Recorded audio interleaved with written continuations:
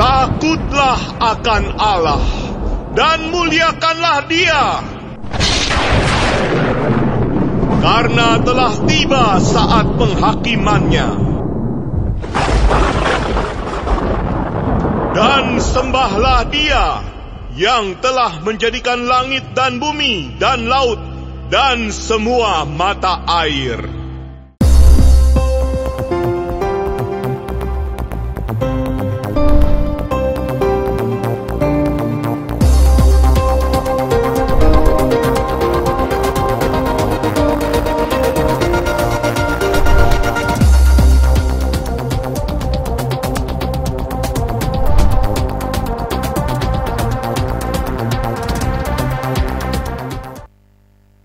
Shalom saudara-saudaraku yang diberkati oleh Tuhan.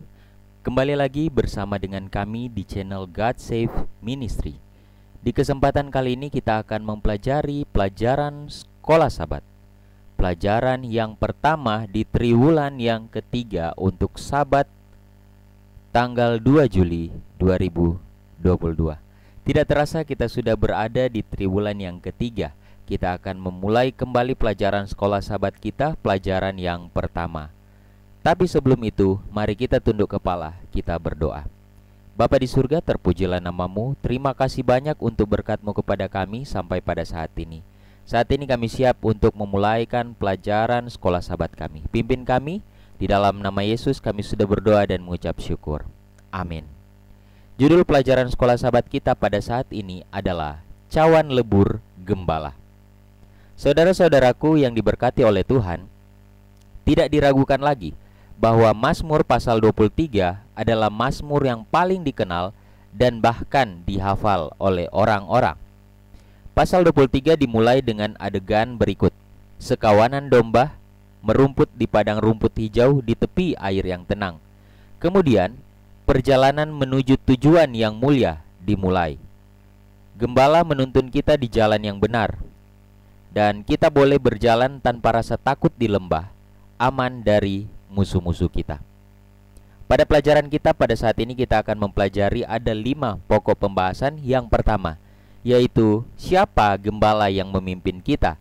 Kemudian, di jalan yang benar, seperti apa sih jalan yang benar itu? Kemudian yang ketiga adalah kita tidak perlu takut meskipun kita berada di lembah kekelaman, dan kita aman dari musuh kita.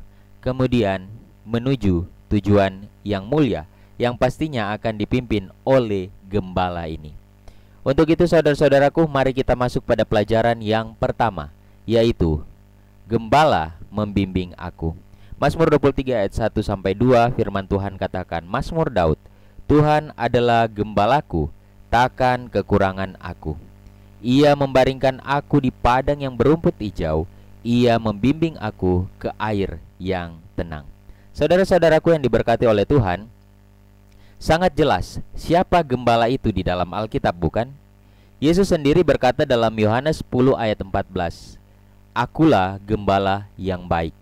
Kemudian di dalam Ibrani pasal 13 ayat 20, Dia disebut sebagai gembala agung segala domba, ya. Jadi sangat jelas bahwa gembala itu adalah Yesus sendiri. Oleh karena itu, kita adalah dombanya. Kita tidak berdaya di dunia yang didominasi oleh kejahatan. Apa yang dilakukan gembala bagi kita? Mari kita lihat. Dalam Yesaya 40 ayat 11, gembala ini dia melindungi kita dan dengan lembut merawat kita saat kita lemah. Kemudian yang kedua, yang dilakukan oleh gembala bagi kita adalah dalam Yeskiel 34 ayat 12.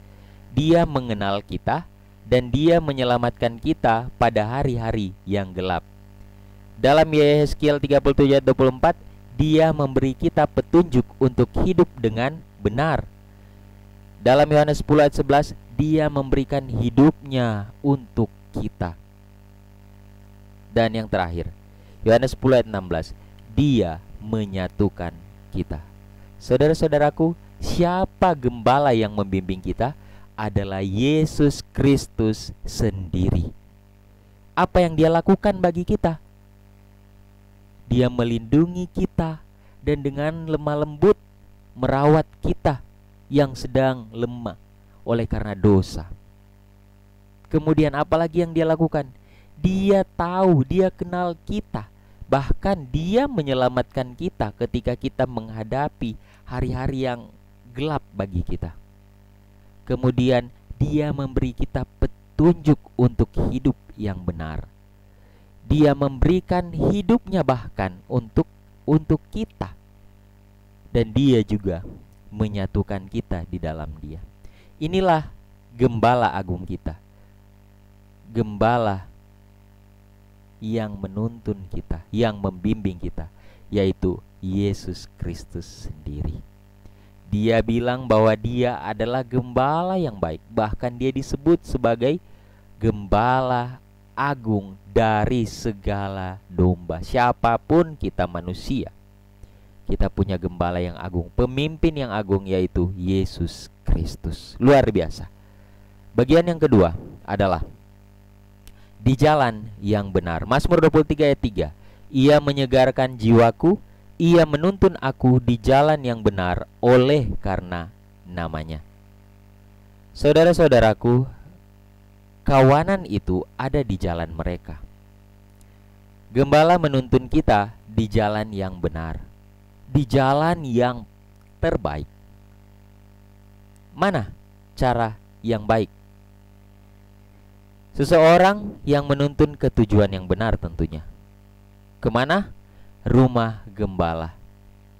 Gembala ini sedang menuntun kita di jalan yang benar, yaitu menuju ke rumah gembala itu, ke tempat gembala itu, yaitu Yerusalem yang baru. Kemudian seseorang yang menuntun kita untuk hidup sesuai dengan keinginan gembala.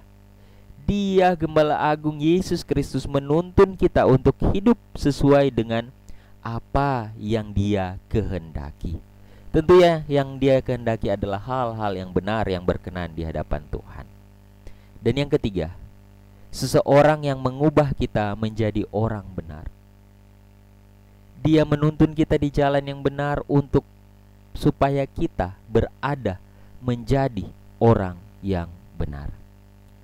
Saudara-saudaraku, kita dapat sangat yakin bahwa Tuhan akan menuntun kita ke tujuan mulia kita.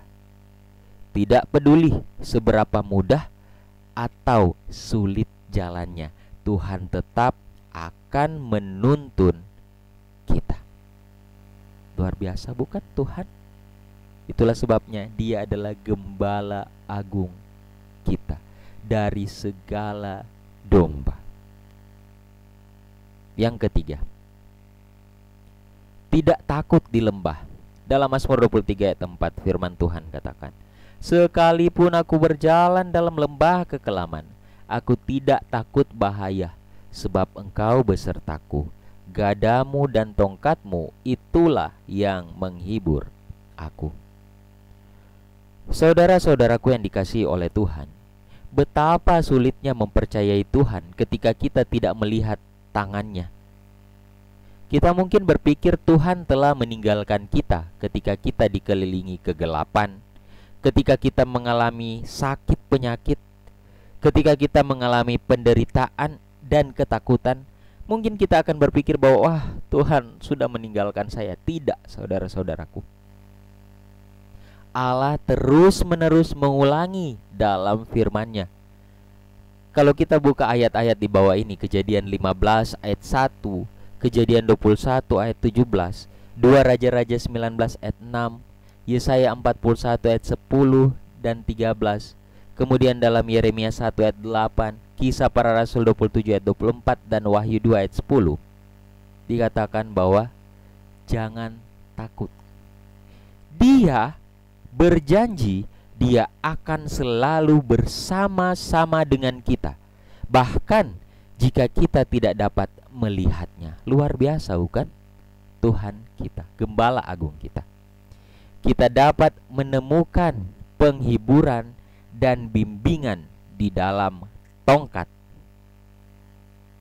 Dan tongkatnya yang mungkin mewakili Alkitab dan hukum. Di dalam firman Tuhan, di dalam hukum Tuhan, Inilah cara yang Dia mau lakukan. Dia mau menuntun kita, Dia mau menjaga kita supaya kita tidak takut, yaitu ketika kita berjalan sesuai dengan apa yang difirmankan oleh Tuhan dan sesuai dengan apa yang diperintahkan oleh Tuhan. Kita tidak perlu takut ketika kita berjalan sesuai dengan firman Tuhan dan sesuai dengan perintah Tuhan. Luar biasa, bukan? Itulah Allah kita. Dan bagian yang selanjutnya, aman dari musuh-musuhku. Mazmur 23 ayat 5. Engkau menyediakan hidangan bagiku di hadapan lawanku. Engkau mengurapi kepalaku dengan minyak, pialaku penuh melimpah. Saudara-saudaraku, sesuatu yang tidak terduga diperkenalkan dalam ayat 5, yaitu di hadapan lawanku. Apakah orang percaya memiliki musuh? Tentu, baik yang terlihat maupun yang tidak terlihat, baik yang diketahui maupun yang tidak diketahui. Dalam Filipi 3 ayat 18 dan bahkan dalam Efesus 6 ayat 12. Itulah lawan kita. Namun saudara-saudaraku, jika kita fokus pada apa yang Tuhan lakukan untuk kita, Dia menyiapkan meja, mengurapi kita dengan minyak, membuat piala kita melimpah, kehadiran musuh kita akan dikalahkan berdasarkan janji firman Tuhan. Tidak ada musuh, baik yang terlihat maupun tidak, dapat mengambil apa yang telah diberikan Gembala kepada kita, selama kita bersama-sama dengan Gembala kita, yaitu Yesus Kristus. Bagian yang terakhir, menuju tujuan yang mulia. Mazmur 23 ayat 6. Kebajikan dan kemurahan belaka akan mengikuti aku seumur hidupku, dan aku akan diam dalam rumah Tuhan sepanjang masa. Daud yakin akan dua hal. Yang pertama, kebajikan dan kemurahan akan selalu mengikuti, atau dalam bahasa aslinya yaitu mengejar dia. Tidak peduli seberapa dalam lembah atau seberapa gigih musuh, kepastian kebaikan Tuhan dan kasih setia dan kepastian bimbingannya sampai akhir perjalanan kita tidak perlu dipertanyakan lagi, saudara-saudaraku. Sangat pasti, sangat yakin bahwa kebaikan Tuhan, kasih setia, bimbingannya tetap bersama-sama dengan kita sampai akhir perjalanan kita. Jadi jangan pernah berpikir bahwa ketika kita mengalami kesusahan artinya Tuhan telah meninggalkan kita. Tidak. Mungkin saat itu kita tidak berjalan sesuai dengan firman Tuhan sehingga kita merasa bahwa kasih karunia Tuhan jauh dari kita. Ingat, dari ayat ini, dari firman Tuhan ini, kita mengetahui bahwa kasih karunia Tuhan, kebajikan, kebaikan Tuhan, kasih setia Tuhan tetap bersama-sama dengan kita, mengikuti, bahkan mengejar kita sampai akhir perjalanan kita. Sangat baik, saudara-saudaraku, Tuhan kita. Jangan pernah tinggalkan Tuhan. Jangan pernah menjauh dari Tuhan. Rasakan kehadiran Tuhan setiap saat. Kedua, kita memiliki rumah yang kekal, di mana kita akan tinggal di hadirat Allah sendiri dalam Wahyu 22 ayat 3 sampai 4. Dalam 1 Tesalonika 4 ayat 18. Karena itu, hiburkanlah seorang akan yang lain dengan perkataan-perkataan ini. Saudaraku, yakin, percaya akan Tuhan. Percaya bahwa firman-Nya memiliki kuasa untuk menuntun kita. Percaya bahwa Dia selalu bersama-sama dengan kita apapun keadaan kita. Dia tetap datang sama kita. Jadi tetap buka hati untuk Tuhan, saudara-saudaraku. Jangan kita menutup diri kita untuk Tuhan hadir, tapi biarkan Tuhan hadir dalam hidup kita. Amanat kepada orang muda. Setan akan berusaha untuk menawarkan hati pengikut-pengikut Kristus supaya mereka tidak lagi meminta doa atau mempelajari Alkitab. Setan akan berusaha menawarkan, membuat hati kita tawar sebagai pengikut-pengikut Kristus. Supaya apa katanya? Supaya kita tidak lagi meminta doa atau mempelajari Alkitab. Dan setan akan menggelapkan jalan mereka dengan bayangnya yang jahat itu, supaya mereka tidak bisa lihat lagi pada Yesus. Ingat, dia menyembunyikan dari mereka itu pandangan kecintaan Yesus dan kemuliaan pusaka surga. Adalah kesukaan setan membuat anak-anak Allah berjalan dengan takut dan gemetar dan bersusah, serta selalu terganggu oleh perasaan bimbang, kekhawatiran, rasa tidak percaya. Dia berusaha akan menyusahkan sebisa-bisanya perjalanan itu. Tetapi jikalau engkau selalu menengadah ke atas kepada Tuhan dan tidak memandang akan segala kesusahanmu, engkau nanti tidak akan menjadi cemas di tengah perjalanan. Dan dengan segera engkau nanti melihat Yesus mengulurkan tangannya menolong engkau. Dan engkau hanya perlu meletakkan tanganmu di dalam tangannya dengan penuh kepercayaan, dan biarkan Yesus sendiri yang memimpin engkau. Saudara-saudaraku, setan akan bekerja keras selama perjalanan kita menuju Yerusalem yang baru. Dia akan mencoba untuk menawarkan hati kita agar tidak peka terhadap Tuhan, supaya kita tidak lagi berdoa dan belajar Alkitab. Itu yang akan dilakukan oleh setan. Berbagai macam cara. Kita mungkin tahu itu. Apa yang membuat kita kurang waktu kita dengan Tuhan. Saudara-saudaraku, lihat kembali.